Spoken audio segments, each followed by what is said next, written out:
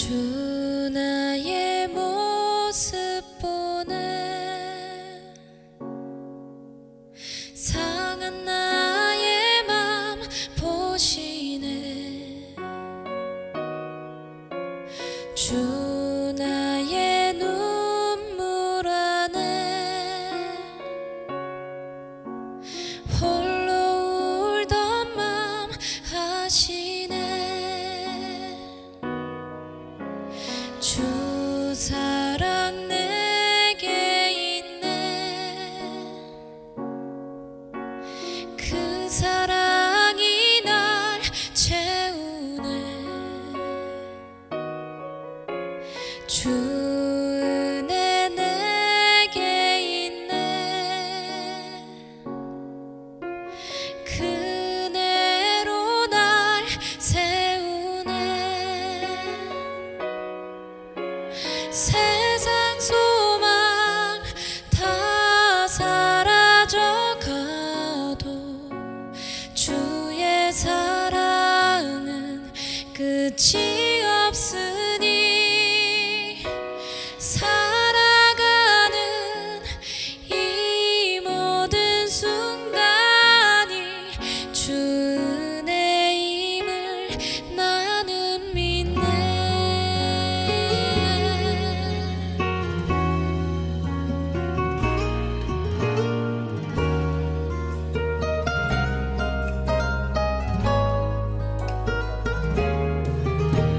주 사랑 내게 있네 그 사랑이 날 채우네 주 은혜 내게 있네 그 은혜로 날 세우네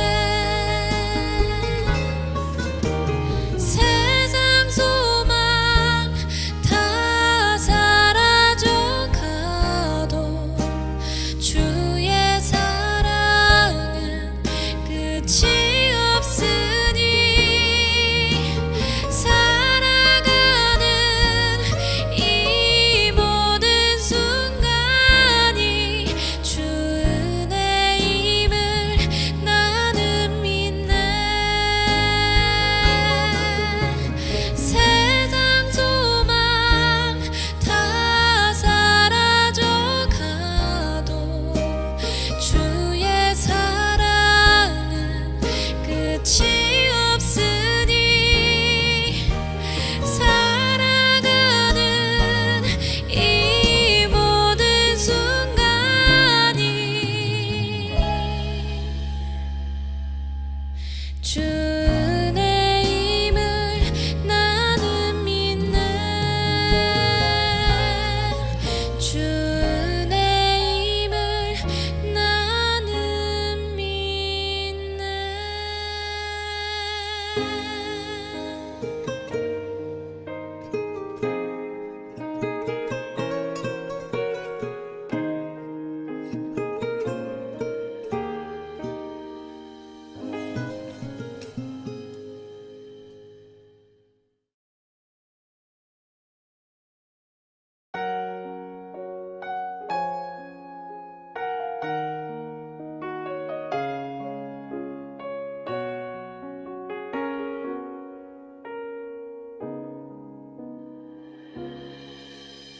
주 나의 모습 보네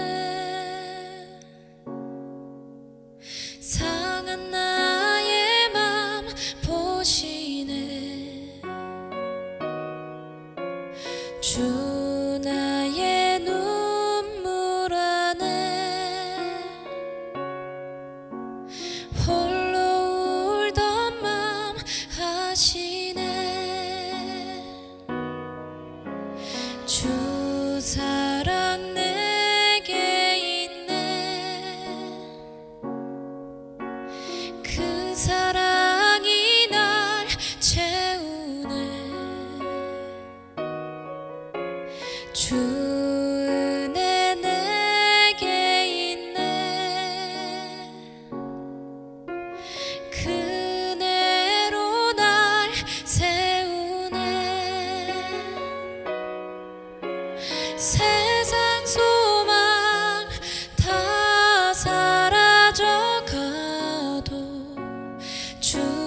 사랑은 끝이 없으니 살아가는 이 모든 순간이 주 은혜임을 나는 믿네.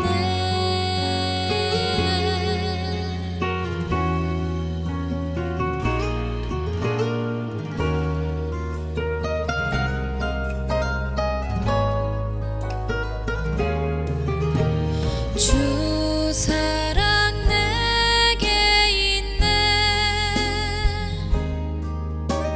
그 사랑이 날 채우네. 주 은혜 내게 있네. 그대로 날 세우네. 세상 소망 다 사라져가도 주의 사랑은 끝이 없으니 살아가는 이 모든 순간이 주 은혜임을 나는 믿네. 세상 소망 다 사라져가도 주의 사랑은 끝이 없으니 살아가는 이 모든 순간이 주 은혜임을 나는 믿네. 주 은혜임을 나는 믿네.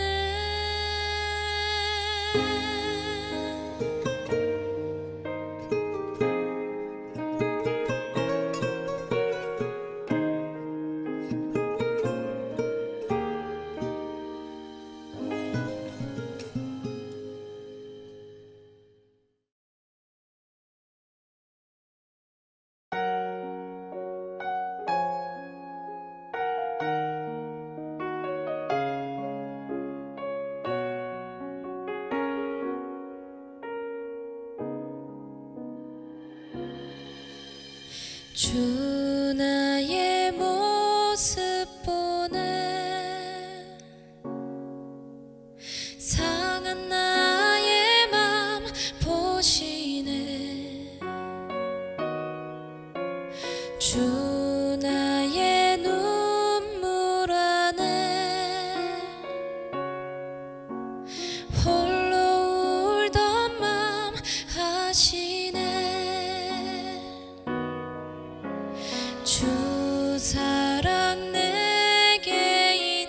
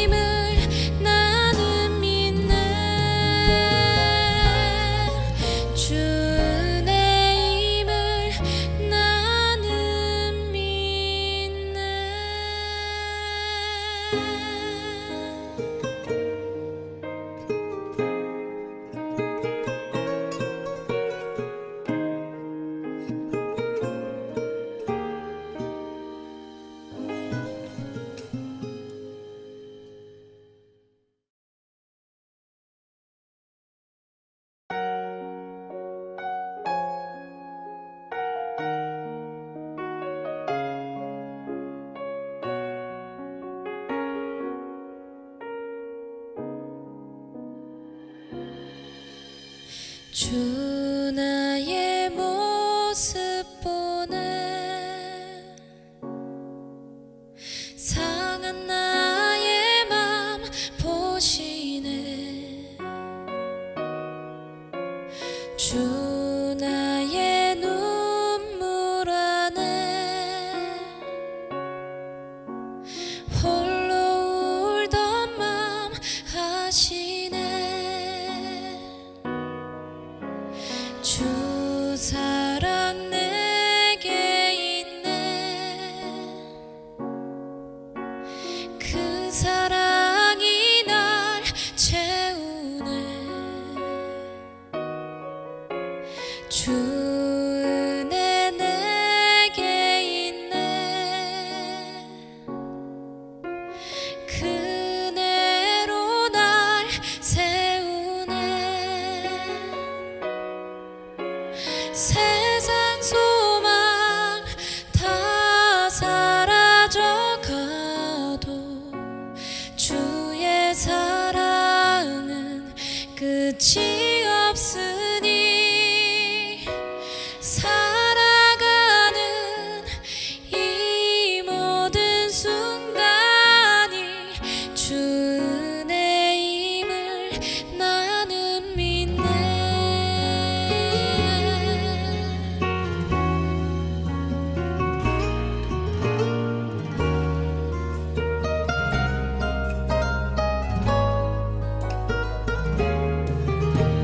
주 사랑 내게 있네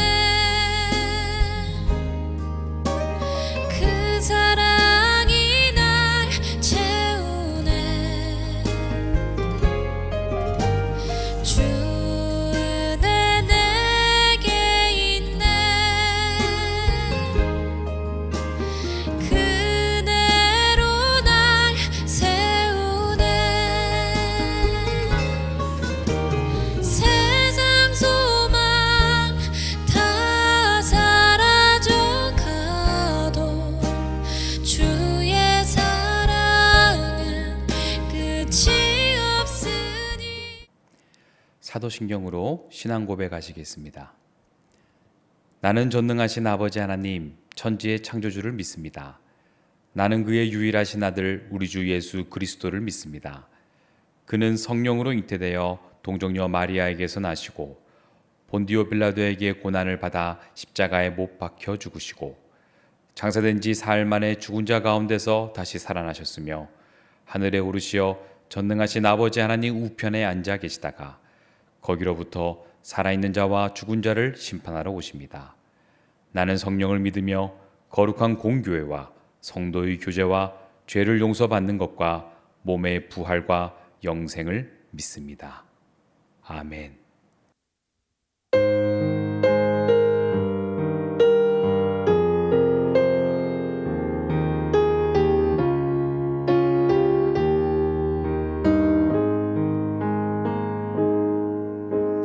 주 나의 모습 보네 상한 나의 맘 보시네 주 나의 눈물 안에 홀로 울던 맘 아시네 주 사랑 내게 있네 그 사랑이 날 채우네 주 은혜 내게 있네 그 은혜로 날 세우네 세상 소망 다 사라져가도 주의 사랑은 끝이 없으니 살아가는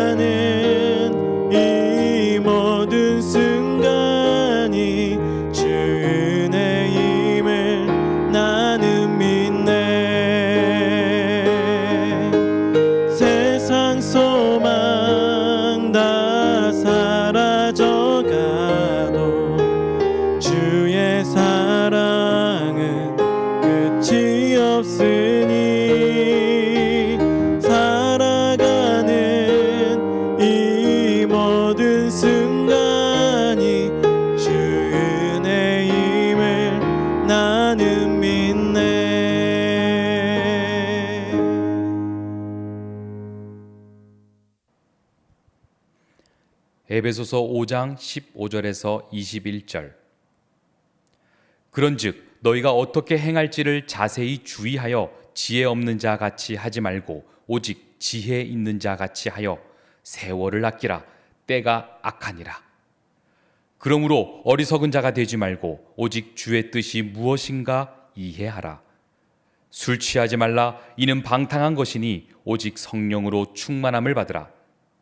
시와 찬송과 신령한 노래들로 서로 화답하며 너희의 마음으로 주께 노래하며 찬송하며 범사에 우리 주 예수 그리스도의 이름으로 항상 아버지 하나님께 감사하며 그리스도를 경외함으로 피차 복종하라. 아멘.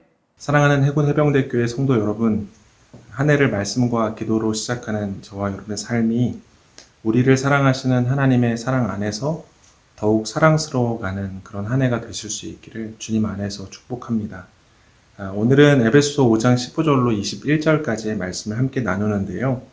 하나님의 자녀가 어떻게 하나님의 자녀답게 살아갈 수 있을지에 대한 말씀입니다. 우리가 살다 보면 그런 질문들을 던지게 되는 순간들이 있어요. 이를테면 어떻게 살아야 하지? 어떻게 사는 게 맞는 거지? 그런 질문들을 던질 때들이 있습니다.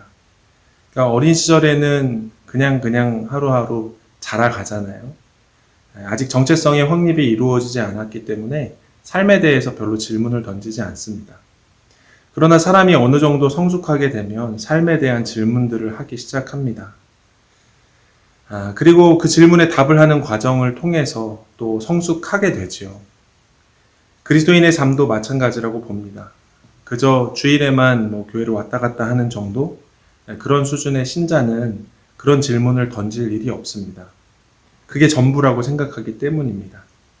하지만 자신이 하나님의 자녀라고 하는 정체성이 분명하면 분명할수록 또 자신의 그리스도인이라고 하는 그 신분이 명확하면 명확할수록 질문을 하게 되어 있어요.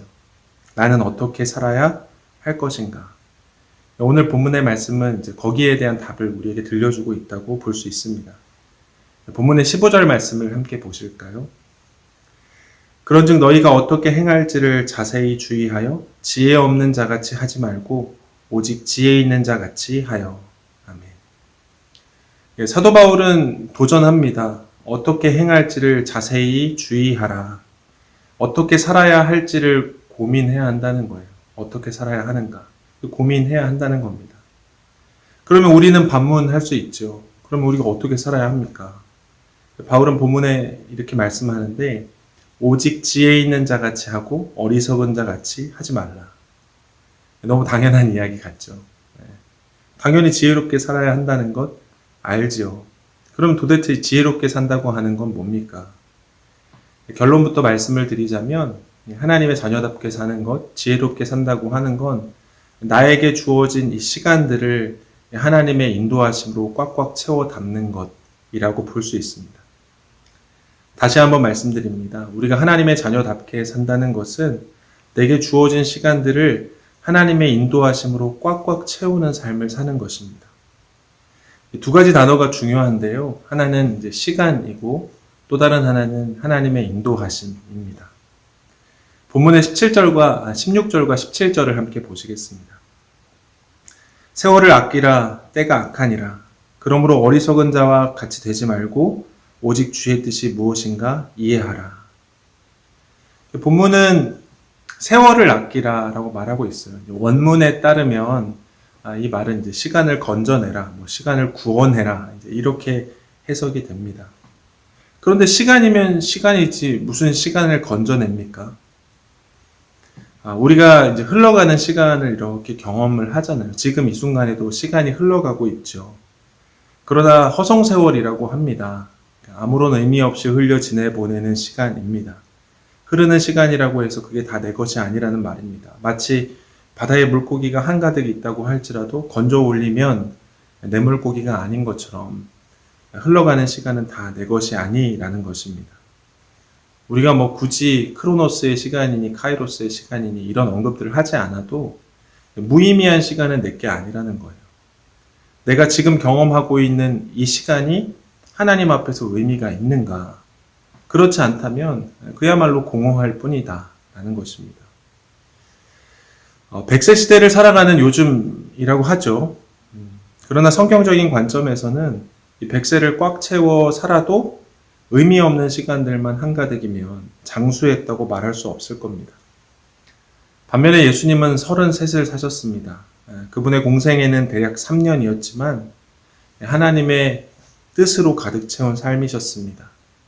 그러면 예수님은 결코 단명하신 것이 아니죠. 하나님의 뜻을 아셨고 그 뜻을 살아내셨고 또 그 뜻을 살 수 있도록 사람들에게 그것을 가르쳐 주셨기 때문입니다. 짐 엘리엇 선교사는 이런 말을 했는데요. 하나님 앞에서 저는 오래 사는 것을 원치 않습니다. 다만 주 예수님처럼 꽉 찬 삶을 살기를 원합니다. 바로 이런 거예요. 주님 안에서 꽉 찬 삶을 사는 것. 이게 하나님 안에서 주님의 자녀답게 사는 방식이라는 겁니다. 살고 죽는 건 하나님께 속한 일이잖아요. 물론 이제 단명하고 싶은 사람이 없겠지만 오래 살고 싶다고 해서 다 오래 살 수는 없는 노릇입니다. 그러나 그 삶이 정말 하나님의 뜻을 가득히 담아낸 삶인가? 내가 이제 얼마나 오래 살지는 우리가 알 수 없지만 나의 삶 그 하루하루가 하나님의 뜻 가운데 있는 삶이 되기를 소원하는가? 그런 마음이 우리 안에 있는가? 이건 다른 문제죠. 여느 찬양의 가사와 같이 하루를 살아도 예수님과 동행하면서 기쁨으로 가기를 원합니다. 라고 하는 고백이 내 안에 있는가? 그럼 그런 마음이 저와 여러분 안에 가득하기를 주 안에서 소원합니다. 왜냐하면 그게 진짜 인생의 의미이기 때문이에요. 인생의 의미이기 때문에. 한편 본문의 18절 말씀에서는 이렇게 언급합니다. 술 취하지 말라 이는 방탕한 것이니 오직 성령으로 충만함을 받으라.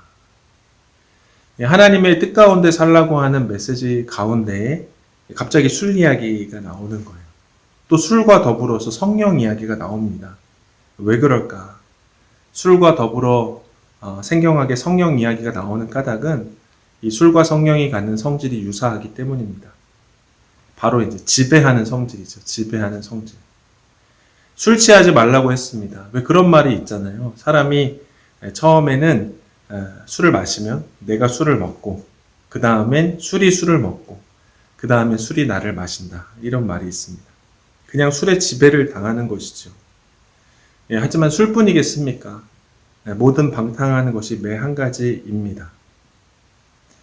그런데 성령님도 동일한 속성을 가지고 있다는 것입니다. 우리가 하나님의 자녀가 되면 성령이 우리 안에 거하십니다. 우리가 성령이 머무시는 성전이 되지요. 그리고 우리가 성령을 의지하면 의지할수록 그분이 우리를 지배하시는 거예요. 하나님의 영이 우리를 인도하시는 것입니다. 이 본문이 말하는 성령 충만, 성령의 충만함을 받으라 라고 했는데 이 성령 충만은 비단 은사 충만을 이야기하는 것만은 아닙니다. 왠지 우리는 성령 충만이라고 하면 방언을 해야 할 것 같고 통역이나 은사와 같은 신유와 같은 은사들이 있어야 할 것처럼 생각을 하지만 사실 그게 전부는 아니죠. 오히려 이 성경이 말하는 성령은 우리 안에서 우리로 하여금 하나님의 말씀대로 살아가도록 도우시는 분이라고 설명을 하고 있습니다. 예수님께서 성령의 강림을 예고하시면서 말씀하셨습니다. 요한복음 14장 26절 말씀에 보혜사 곧 아버지께서 내 이름으로 보내실 성령 그가 너희에게 모든 것을 가르치고 내가 너희에게 말한 모든 것을 생각나게 하리라. 그러니까 성령이 우리 안에서 하시는 역할에 대해서 말씀을 하시는데 예수님께서 하셨던 말씀들을 생각나게 하시고 그 가르침을 떠올리게 하실 것이다. 그러니까 우리가 주님의 뜻을 알도록 하시는 것이 성령의 역할이라고 말씀을 합니다.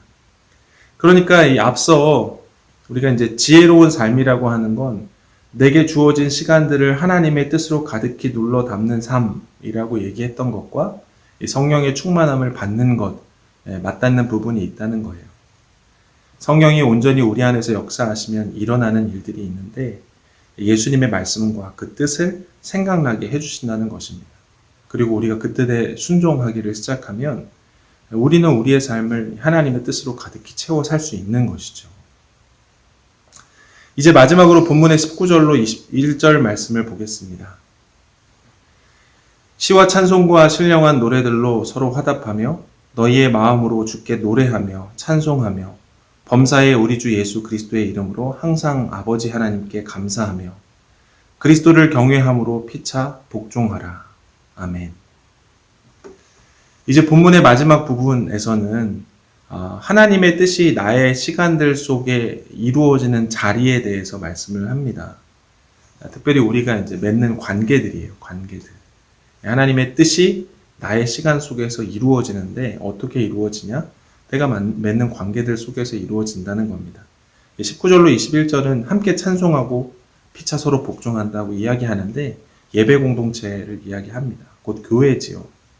이어지는 말씀들에 보면 함께 읽지는 않았지만 아내와 남편, 부모와 자녀, 가정이라고 하는 관계, 또 종과 상전의 관계에 대해서도 이야기를 하고 있습니다.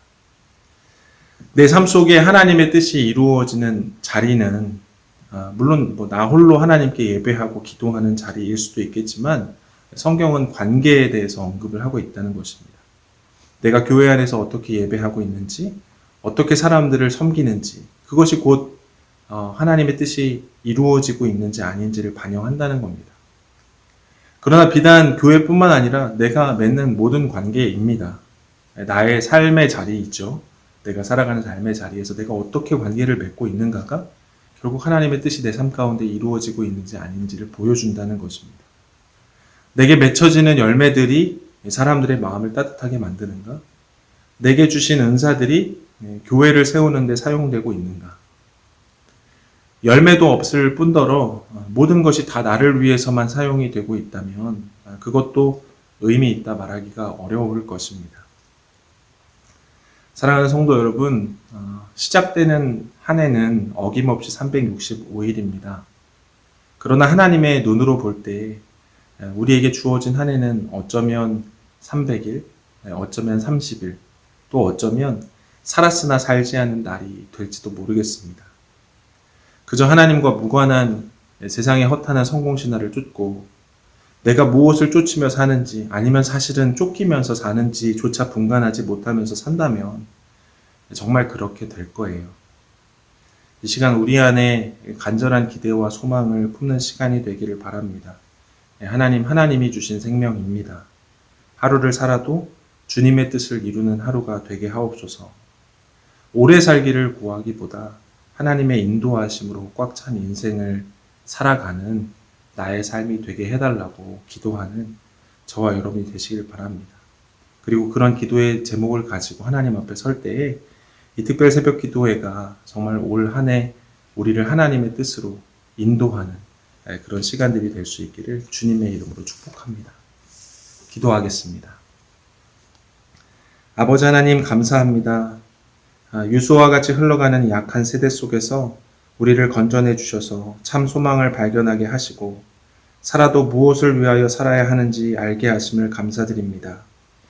주님의 뜻을 분별하고 그 뜻을 내게 주어진 시간 속에 채워나가는 것이 하나님의 자녀다운 인생이라고 말씀하셨습니다. 허나 분별력이 없는 우리는 무엇이 주님의 뜻인지, 무엇이 내 뜻인지, 무엇이 우리를 혼란스럽게 만드는 세상의 시험인지 알지 못합니다.